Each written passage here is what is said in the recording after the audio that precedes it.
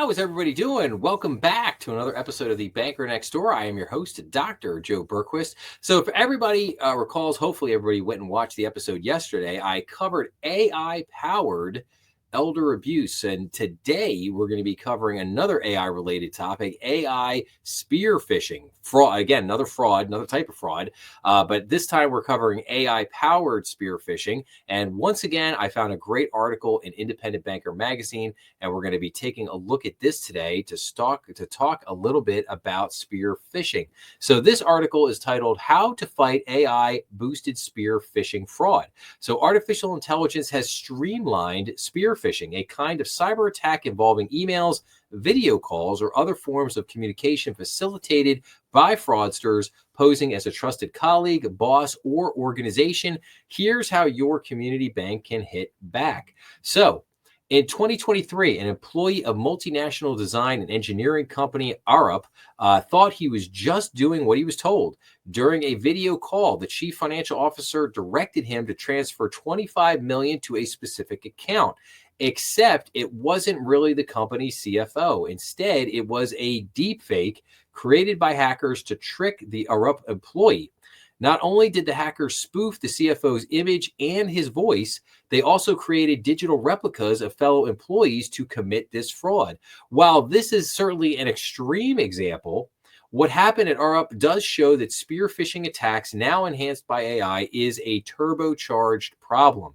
In 2024, forensics and identification verification company Regula found that half of all businesses have experienced fraud involving audio and video deepfakes. They also found that respondent businesses across industries and around the globe have lost nearly $450,000 each on average to deepfakes. I don't think community banks are more or less affected than anyone else, says Scott Ankin, Vice President of Operational Risk and Payments Policy for ICBA, but it's certainly a growing concern. AI adds fuel to the fire. So spear phishing is when a hacker takes someone's personal information, usually willingly shared on social media, and tailors an email directly to them. Unlike blanket scams sent to millions with the hope that someone will click, these are designed with a specific person in mind. Through these attacks, hackers are most likely trying to collect someone's sensitive information, says Kenny Chan, Chief Commercial Officer of the identification fintech Trust Stamp. They might get an email that looks like it's from a bank or a coworker with a link that looks identical to the bank's website, he says, but in reality, it's just a site that is seeking to capture your username and password. Once a hacker has that information, they can take over an account. If it's a customer, they can drain their funds. If it's a bank employee, they could seed a range of attacks, including collecting important employee information or directing fellow employees to move money to places it shouldn't go. They can also use that entry into a community bank's internal systems to launch a ransomware attack, Chad adds. While spear phishing isn't new, AI is making the hacker's job a lot easier. Now with AI, fraudsters don't have to spend hours and hours of time trudging through social media posts to find out where your kids go to school, what times they do certain things, when you go on vacation, says David Brockler, Technical Director and Head of AI and Machine Learning Security at IT security company NCC Group. AI can do that and do it very quickly. It can go through everything a person has posted online in seconds. Community banks may not seem like ripe targets, but that almost doesn't matter anymore, Brockler says, because AI has made attacks so much easier to do at a larger scale, making almost anyone a target because hackers are operating at higher efficiency. So this says putting a stop to spear phishing. So education is one way community banks can help prevent spear phishing, says Ankin. That includes training employees on the threats that are prevalent right now and what they might look like in practice. Community banks should also inform customers about the potential attacks disguised as communication from their bank that might come their way. A lot of community banks are doing proactive outreach to educate clients about fraud and scams, which is a really positive step because it spurs people to think critically when they're approached with a request, says Ankin. Community banks should also be prepared for the eventuality that something will slip through the cracks, he says. And he adds that they should have an incident response plan in place in case a phishing attack or any other kind of breach is successful. Another way to curb the damage from a successful spear phishing attack is to have multiple checkpoints for big transactions in particular. In the case of the fraud at Arup, that employee should not have had that power without going through several people. Getting extra approvals for transferring funds might seem annoying, but it can also catch fraud as it's being pushed through the system. So as a good example, that would be wires. Wire fraud is a perfect example of that. Customers get annoyed the fact that most banks have multiple verification techniques now. And a lot of times, you have to actually get on the phone with the person and say, hey, did you place this wire? Do you want it to go to such and such? Verify the information, verify who the person is before you place the wire. That is just prudent today. Now, people, okay, again, customers get annoyed with it, but it's good practice, and it will save you when it saves you from wiring out $1 million to some fraudster. It'll all be worth it to you.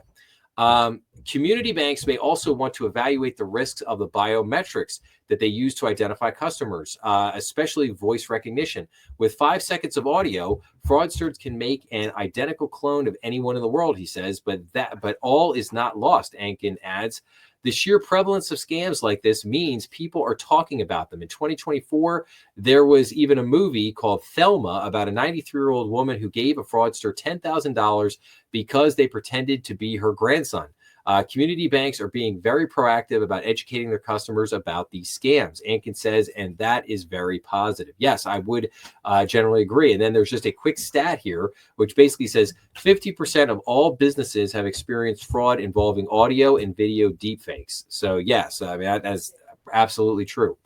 So another thing I would say is what you have to be on the outlook for is something called business email compromise, BEC. Remember that term, remember that acronym, BEC, business email compromise.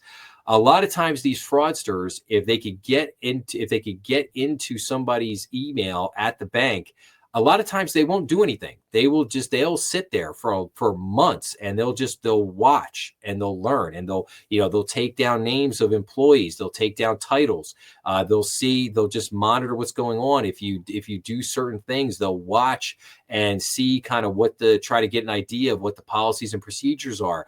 Okay, if I ask Mary to go do this or send this wire, and then Mary comes back to me and asks for certain things, so that they know. So when they get all the information, they will then carry out the attack, right? They will then go through and they'll email Mary, and they'll know exactly the steps. They'll know exactly what Mary's going to ask for, and they'll know how to massage that or get around it. And that can be, again, that could be a terrible thing, and you got to really watch out for that. But again, just as what the episode that I covered yesterday with the AI boosted elder fraud, again, here we have this AI boosted spear phishing, and and then we have to worry about the deep fakes and the video, making videos about people using audio, just making phone calls, being able to impersonate somebody's voice. Even that in and of itself, if you have the right information on that individual, can be very powerful. It can get fraudsters through. So again, I just say this is just to be educational. The more you understand about these scams, the more you understand about the technology. And again, by no means do you have to be an expert in these things, but just knowing how I think I think you have to train yourself to pause. When you see emails come in, don't just automatically react. I know we live in this kind of instant gratification, instant response, bang, bang, bang type society today, but you really have to train yourself to just stop and take that, in speaking, public speaking, they call it the power of the pause. Well, I think you need to apply that same principle to your emails and to everyday life. When you're looking at stuff, I think you really need to take a second and stop and think to yourself, okay, somebody's asking me to do this. Is Does this make sense? Is this legit? Does this type of request normally come from this person? Should I take a couple extra steps here to verify what is going on? So again, I think those are just good habits for all of us to practice going into the future.